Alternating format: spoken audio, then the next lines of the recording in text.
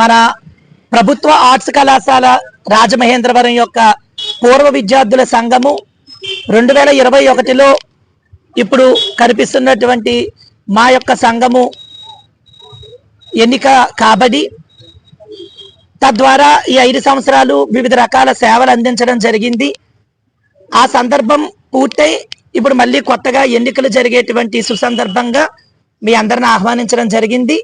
ముఖ్యంగా ఈ కార్యక్రమం యొక్క స్వరూపాన్ని ఉద్దేశించి చెప్పడం ప్రస్తుత పూర్వ విద్యార్థుల సంఘ అధ్యక్షులు అలాగే మాజీ కార్పొరేట్ బ్యాంక్ యొక్క డైరెక్టర్ గారైనటువంటి అధ్యక్షులు వారు తెలియజేస్తారు. ఈ రోజున మన arts college old student association press meet కి మేమందరూ తెలంగాణ వచ్చిన చాలా సంతోషం. మరి 2021 ఆల్మిని ఎలక్షన్స్ జరిగినాయి. దాంట్లో అధ్యక్షుడిగా నన్ను ఎన్నుకోవడం జరిగింది. వైస్ ప్రెసిడెంట్ గా SSR భార్గవ్, జనరల్ సెక్రటరీగా గద్దె సుధాకర్ గారిని, అట్లాగే ట్రెజరర్ గా విజయలక్ష్మి గారిని, మన శివగారిని జాయింట్ సెక్రటరీగా, మిగతా వారందరూ ఎగ్జిక్యూటివ్ రేవతి గారు, మన ప్రసాద్ గారు ఎగ్జిక్యూటివ్ మెంబర్ గా, ఇంకా 4 రావాలి వస్తారు. అయితే ఈ ఆల్మిని అసోసియేషన్ ప్రెసిడెంట్ అయిన కాడి నుంచి మేము ఈ కళాశాలలో అనేక కార్యక్రమాలు చేపట్టడం జరిగింది. ఇందులో ముఖ్యంగా అప్పట్లో రాజకీయ నాయకులు ఎవరైతేనేమి అధికారంలో ఉన్నారో వారు ఈ కళాశాలలో ఒక స్టేడియం నిర్మించాలని చెప్పి వాళ్ళంతా సంకల్పిస్తే దాన్ని మేము వ్యతిరేకిస్తూ ఆ రోజున ఉన్న ప్రతిపక్షంలో ఉన్న ప్రస్తుత మంత్రివర్యులు కందులు దుర్గేష్ గారు, అలాగే మన ఆదిరెడ్డి వాసు గారు, గోరంట్ల బుచ్చి చౌదరి గారు, గన్నికృష్ణ గారు, మాజీ పార్లమెంట్ సభ్యులు ఉండవల్లి అరుణ్ కుమార్ గారు, మాజీ పార్లమెంట్ సభ్యులు జీవి హర్ష్ కుమార్ గారు, అట్లాగే ఎర్ర వేణుగోపాల్ గారు, మన సిపిఐ అరుణ్ గారు, బీజేపీ నుంచి యనమల రంగబాబు గారు, అట్లాగే ప్రముఖ లాయర్ మద్దూరు శివసుబ్బారావు గారు, ప్రముఖ జర్నలిస్ట్ గారు అయినట్టు శ్రీ కృష్ణకుమార్ గారు అందరూ కూడా సారథ్యంలో భారీ ధర్నా నిర్వహించి ఒక కార్యాచరణ యాక్షన్ ప్లాన్ చేసుకుని దాన్ని దాదాపుగా 1000 కోట్లు విలువ చేసి సంపదని కాపాడడంలో ఆల్మిని అసోసియేషన్ ముందుండి నడిపించిందని తెలియజేసుకుంటున్నాం.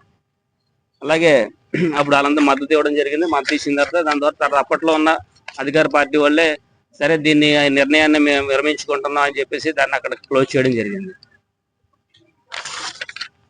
అలాగే మా అసోసియేషన్ దీన్ని మామూలుగా స్టూడెంట్స్ ని మోటివేట్ చేయడానికి క్రికెట్ పోటీలు కానీ, అలాగే రాజ్యాంగ దినోత్సవ సందర్భంగా విద్యార్థులకు ఎలక్ట్యూషన్ కానీ, డిబేట్ కానీ, ఎస్ఏ రైటింగ్ కాంపిటీషన్ నిర్వహించి వారికి క్యాష్ ప్రైజ్ అవార్డులు కూడా ఇవ్వడం జరిగింది అప్పట్లో. అయితే మన ఆర్ట్స్ కళాశాల అటానమస్ ఉన్న హోదా ఉన్న కాలేజీ, దీనికి అటానమస్ ఎక్స్టెన్షన్ రావడానికి యూజీసీ నుంచి ఎక్స్పర్ట్ కమిటీ వస్తుంది. ఎక్స్పర్ట్ కమిటీ వచ్చినప్పుడు కాలేజీలో చదువుకుని వెళ్ళిపోయిన ఓల్డ్ స్టూడెంట్స్, లాయర్స్ కానీ, డాక్టర్స్ కానీ, అలాగే వివిధ రంగాల్లో సెటిల్ అయిన వాళ్ళు, పారిశ్రామికవేత్తలు అందరితో కూడా వాళ్ళు ఇంటరాక్ట్ అయ్యి అటానమస్ ఉండడం వల్ల ఎంతవరకు ప్రయోజనం అయింది, మళ్ళీ ఇంకొక 5 ఏళ్ళు ఇవ్వాలంటే ఈ సలహాలు సూచనలు ఇమ్మంటే దాంట్లో ఎక్స్పర్ట్ కమిటీతోనే మన పెద్దలతో మాట్లాడతారు.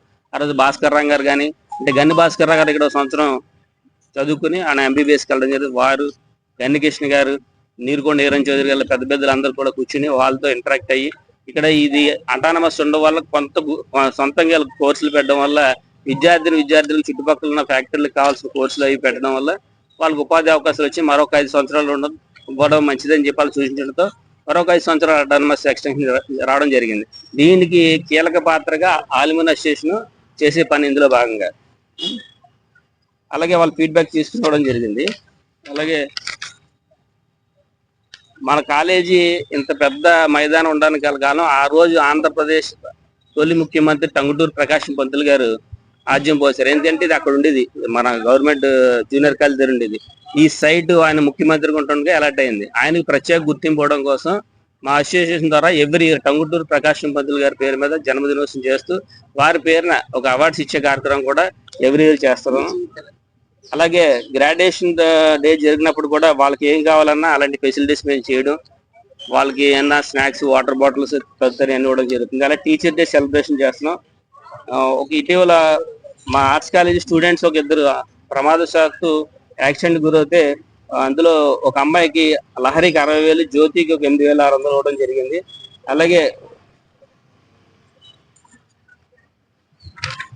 అయితే ఎవ్రీ ఇయర్ మేము స్పోర్ట్స్ కూడా కండక్ట్ చేస్తుంటాం. టెన్నిస్ కడుతూ ఉంటాం, టెన్నిస్, క్రికెట్ కూడా. ఈ టంగుటూరు ప్రకాశం పంతులు గారి పేరు మీద ఎవ్రీ ఇయర్ పీజీ సెట్, ఇప్పుడు పూర్వం అంటే నన్నయ్య యూనివర్సిటీ సెట్, అక్నో సెట్ అట్లా ఉండేవి.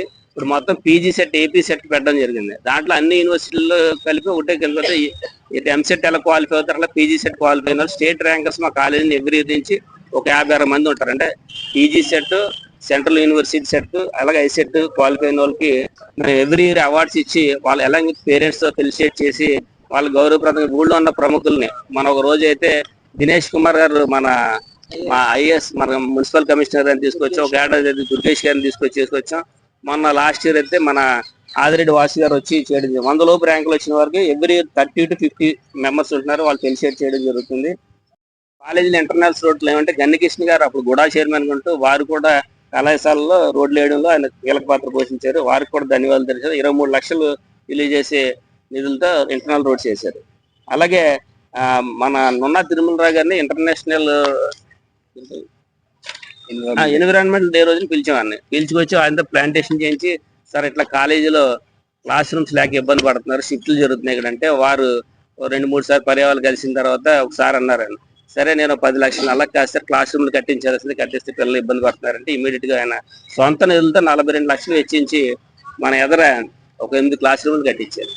వారికి ప్రత్యేకంగా ధన్యవాదాలు తెలియజేస్తున్నాను. అట్లాగే వికే రాజు గారిని మన గౌతమి ఐ హాస్పిటల్ ఉంది కదండి, దాని ఫౌండర్ ఆయన, వారు ఆర్ట్స్ కాలేజీ ఇచ్చేస్తే వారిని కూడా రిక్వెస్ట్ చేస్తే బుక్స్ ఇస్తాను, ఒక 50,000 రూపాయలు బుక్స్ వద్దు సార్ మాకు స్టూడెంట్స్ క్లాస్ రూమ్స్ కావాలంటే ఆయన ఒక 6 లక్షల రూపాయలు ప్రిన్సిపల్ గారు చేస్తే ఇంటర్నేషనల్ స్టూడెంట్ స్టడీ సెంటర్ అని చెప్పి ఒక బ్లాక్ నిర్మించారు. ఎందుకంటే ఫారెన్ స్టడీస్ కి ఎవరైనా స్టూడెంట్స్ వెళ్ళాలనుకుంటే ఆ స్టడీ సెంటర్ లో వాళ్ళు గైడ్ చేసి ఏ కంట్రీకి వెళ్తే బాగుంటుందో వాళ్ళు చేస్తే స్టడీ సెంటర్ ఒకటి వారు ఏర్పాటు చేయడం జరిగింది. ఈ రెండు కూడా మన హెచ్ఆర్డి మినిస్టర్ గారు నారా లోకేష్ గారు వచ్చి ప్రారంభించడం జరిగింది. వారు ప్రారంభించి ఆర్ట్స్ కాలేజీ ఆల్మినేషన్ చాలా చక్కగా ఉంది, చాలా మంచి మంచి కార్యక్రమాలు చేస్తున్నారు. అది కాకుండా బిల్డింగ్స్ కట్టిస్తున్నారు, స్టూడెంట్స్ వెల్ఫేర్ చూస్తున్నారు. ఇలాంటి అసోసియేషన్ ఉండడం చాలా గొప్ప విషయం అని చెప్పి మా అసోసియేషన్ అందరినీ కూడా వేదిక మీద అభినందించడం జరిగింది. అట్లాగే గంగా భవాని బ్లాక్ అని ఒక ఈ పక్కన ఉంటుంది, ఆ మేడం ఇక్కడే చదువుకుంది, ఇక్కడే ఆవిడ రిటైర్డ్ అయిపోయి ఇక్కడ చదువుకుని బాటనీ మేడం కదా. ఆవిడ ఏం చేశారంటే కోవిడ్ టైంలో పిల్లలు ఇబ్బంది పడి వెనకాల ఒక 4 క్లాస్ రూమ్లు కట్టించింది ఆవిడ. ఇవన్నీ కూడా వారు మనుషులను పెట్టి సొంతంగా కట్టించారు తప్ప ఎవరి దగ్గర ఎలాంటి ఫైనాన్షియల్ ట్రాన్సాక్షన్ లేదు. ఉదాహరణ మీలో ఎవరన్నా ప్రస్తుత పోటీలు ఉన్నారంటే వాళ్ళని మేము ఎలా అడుగుతాం, సార్ మీరు వచ్చి కట్టించేసేయండి పిల్లలకి అని చెప్తాను తప్ప ఎలాంటి ఫైనాన్షియల్ ట్రాన్సాక్షన్ ఉండదు.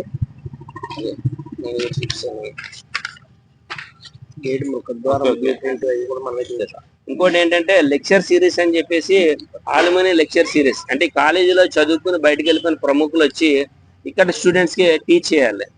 అదొక యూజీసీ పెట్టిన యాక్టివిటీ. అందులో భాగంగా మేము ఒక ఆయన తీసుకొచ్చాం, రామ్కోట్ అని చెప్పేసి టాటా ఇన్స్టిట్యూట్ లో చేస్తారు. వీళ్ళు వచ్చిన తర్వాత వీళ్ళు పిల్లల్ని మోటివేట్ చేసి వారు కొంతమందికి ప్లేస్మెంట్స్ వేరే వేరే బయట కంపెనీలో చేయడం జరిగింది. అట్లాగే రెండవ వ్యక్తిగా ప్రముఖ మాజీ పార్లమెంట్ సభ్యులు ఉండవల్లి అరుణ్ కుమార్ గారు, వారు వచ్చి ఇంచుమించుగా ఒక 1 అవర్ పిల్లల్ని మోటివేట్ చేసి చాలా చక్కగా వాళ్ళతో ఇంటరాక్ట్ అవ్వడం జరిగింది. అలాంటి కార్యక్రమాలు చేసుకుంటూ కాలేజీకి ఆలుమిన్ అసోసియేషన్ ఉండాలి. ఎన్ఐఆర్ఎఫ్ అట్లాగే ఇండియా టుడే వాళ్ళు ఇచ్చే ర్యాంకింగ్ లో ఎంతమంది స్టూడెంట్స్ అవుట్ గోయింగ్ స్టూడెంట్స్ ఉన్నారు, ఎంతమంది ఎన్రోల్ అవుతున్నారు, ప్రతి డేటా వాళ్ళకి ఎప్పుడు ఎవ్రీ ఇయర్ ఇవ్వాలన్నమాట. ఆ డేటా క్రమం తప్పకుండా తీసుకొచ్చి ఈ కాలేజీకి అభివృద్ధికి తోడ్పడుతుంది. అలాగే ఈ కళాశాలలో చదువుకున్నారు కీర్తి చక్ర పందిలపల్లి శ్రీనివాస్ గారు, ఆయన ఇక్కడ డిగ్రీ చదువుకున్న ఆంధ్ర యూనివర్సిటీలో గోల్డ్ మెడలిస్ట్. వారిని జ్ఞాపకం చేసుకుంటూ ఒక అందరి పిల్లలకి అలా హీరో లాంటి వాడు. ఆ వీరప్పని పట్టుకోవడంలో అతని జీవితాన్ని త్యాగం చేసిన వ్యక్తి. ఆ ఎవ్రీ ఇయర్ ఆయన ఇక్కడ పెట్టి వారి పేరున కూడా స్టూడెంట్స్ కి అవార్డ్స్ కూడా వచ్చే కార్యక్రమం కూడా ఎవ్రీ ఇయర్ కూడా చేస్తున్నాం. ఫారెస్ట్ డిపార్ట్మెంట్ వాళ్ళు అందరిని కూడా ఇన్వాల్వ్ చేసి ఇలాంటి అన్ని కార్యక్రమాలు చేసుకుంటూ ఈ అసోసియేషన్ సంధానం చేసుకుంటూ మరి రాష్ట్రంలోనే ఎక్కడా లేని విధంగా ఒక రోల్ మోడల్ గా చేసుకుంటూ దీన్ని తీసుకొస్తూ 5 years కూడా మేము చేయడానికి అన్ని విద్యార్థి సంఘాలు ఇందాక నేను పొరపాటు వచ్చారు ఆ గ్రౌండ్ విషయంలో ఎన్ఎస్సీఏ కానీ ఏబీపీ కానీ ఎస్ఎఫ్ఓ కూడా మాకు కలిసి వచ్చారు. అలాగా బయట పొలిటీషియన్స్ కానీ అందరూ మనకి సపోర్ట్ చేస్తూ మరి ముఖ్యంగా ఓల్డ్ స్టూడెంట్స్ అలాగే కాలేజీలో చదువుతున్న ప్రస్తుత స్టూడెంట్స్ అందరూ కూడా మాకు సహకరిస్తున్నారు. మిగతా యాక్టివిటీ మా వాళ్ళు తెలియజేస్తారు. చెప్పండి. ఈ యొక్క మేము 2021లో ఎన్నికైన దగ్గర నుంచి ఇప్పుడు వరకు అంటే 2025 వరకు అయినటువంటి లెక్కల వివరాలు ఆడిట్ వివరాలు మీకు తెలియపరుస్తున్నాను. 2021లో సభ్యత్వ రుసుము 922 మంది సభ్యులుగా నమోదైతే వాళ్ళకి అప్పుడు 100 రూపాయలు మాత్రమే చెల్లించేవారు. 922 × 100 అంటే 92,200 మనకి 2021 అకాడమిక్ ఆడిట్లో మనం చూపించడం జరిగింది. తర్వాత 2022లో 306 మంది విద్యార్థులు మనకి సభ్యత్వ రుసుము 100 రూపాయలు చొప్పున కట్టారు. 30,600 కూడా అది కూడా అకాడమిక్ ఆడిట్ పూర్తి చేయడం జరిగింది. 2023లో 527 మంది విద్యార్థులు 100 రూపాయలు చొప్పున 52,700 రూపాయలు చెల్లించడం జరిగింది. ఈ 3 ఇయర్లకు కూడా అకాడమిక్ ఆడిట్ సబ్మిట్ చేయడం జరిగింది. 2024-25 అకాడమిక్ ఆడిట్ మనం సబ్మిట్ చేయాల్సి ఉంది, ఆడిట్ అవ్వలేదు. కానీ విద్యార్థులు మనకు 1,403 మంది విద్యార్థులు 200 రూపాయలు చొప్పున, అంటే 2024, 2025, 2026 నుంచి మనం ఏం చేసామంటే 200 రూపాయలు చొప్పున సభ్యత్వ నమోదు చేయడం జరిగింది. 1,403 మంది విద్యార్థులు 2024లో 2,80,600 రూపాయలు చెల్లించడం జరిగింది. 2025లో 1,211 మంది విద్యార్థులు 200 రూపాయలు చొప్పున 2,43,000 రూపాయలు చెల్లించడం జరిగింది. మొత్తం మేము 2021 నుంచి 2025 వరకు సభ్యత్వ రుసుము 6,99,100 రూపాయలు మనకి సభ్యత్వ రుసుములా రావడం జరిగింది.